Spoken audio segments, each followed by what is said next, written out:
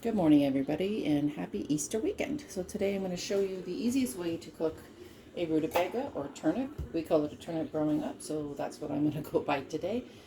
So what we do basically is we're going to take a plate from our cupboard and we're going to cover it completely in paper towel, so you can see I'm kind of making a round on there.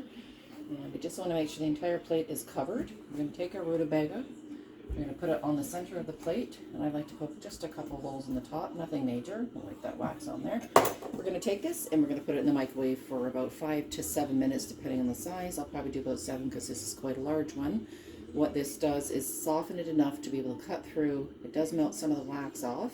So we're going to put it in the microwave for 5 to 7 minutes, let it sit and cool for about 10 minutes after that, and then we're going to cut it up. And we're going to cook it in the pressure cooker, which I have found is the absolute easiest and quickest way to cook it to a perfect consistency.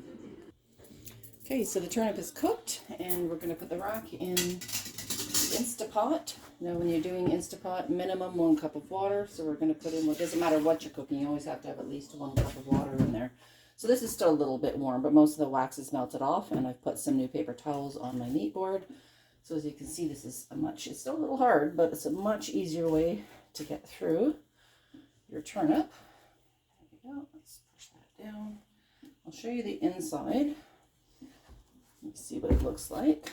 This is quite a large one. So it has got a little bit around the edges, which is totally fine. So we're just going to peel this off. Set them aside a little bit. Your top off and your bottom. And then I usually just stand it up. Let's get the bottom off here. Cut the bottom off. Try not to waste too much like I just did, but that's all right. This is quite large. And we do it like we peel an orange, just down the sides when you're doing an orange to section it out for a salad or whatnot. So I'm just going to continue to peel this and cut it into 1-inch pieces. Okay, so I've just finished cutting the last couple of pieces of turnip. As you can see, I've got them in about a 1-inch cube, a little smaller, a little bigger, it doesn't really matter. And I have filled up my Instapot, probably to the halfway mark. This is quite a large one. So I've put 1 cup of water, put my turnip in on the rack, and I'm going to put the lid on here. So we're going to close that, and that little dingle means it's working. We want to turn the top to the pressure setting, which is at the back, so it holds the pressure. And we're going to do pressure cook, and we're going to do 15 minutes. So we're just going to put this up to 15 minutes. You can do anywhere between 10 and 15 depending on the amount, but because this is a big one, I'm going to do 15 for sure.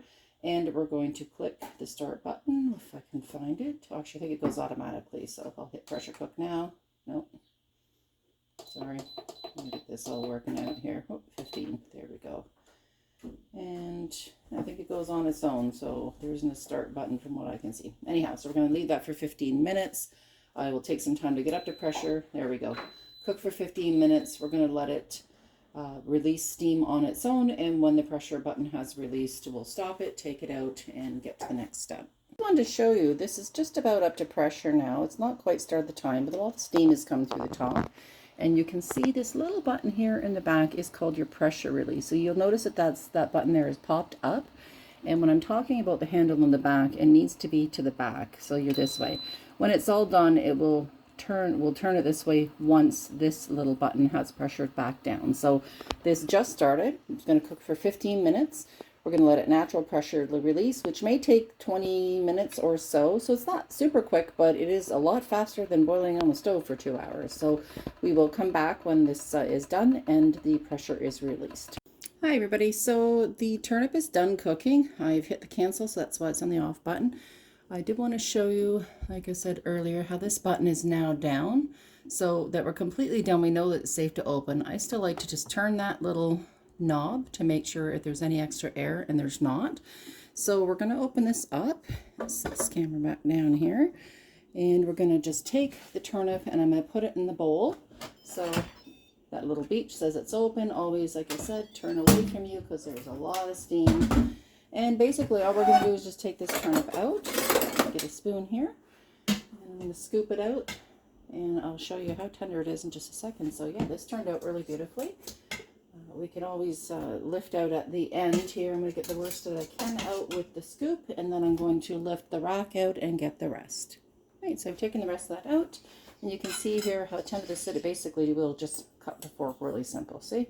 So super, super tender. Here's a large piece. You can kind of get the idea. And right in. So this is perfect, ready to go. I'm going to let it cool and cover it for tomorrow for my Easter dinner. What I like to do is just mash it up and add a little bit of butter and salt and pepper. You can add anything to it if you like, some brown sugar, a bit of cinnamon, whatever you enjoy. I like it simple mashed. So have a wonderful Easter, and I hope that next time you have turnip and you have a hard time cutting it or cooking it, that you try this method and see how it works for you. Thanks. Have a wonderful Easter. If you like this video, don't forget to subscribe to my page. Have a wonderful Easter.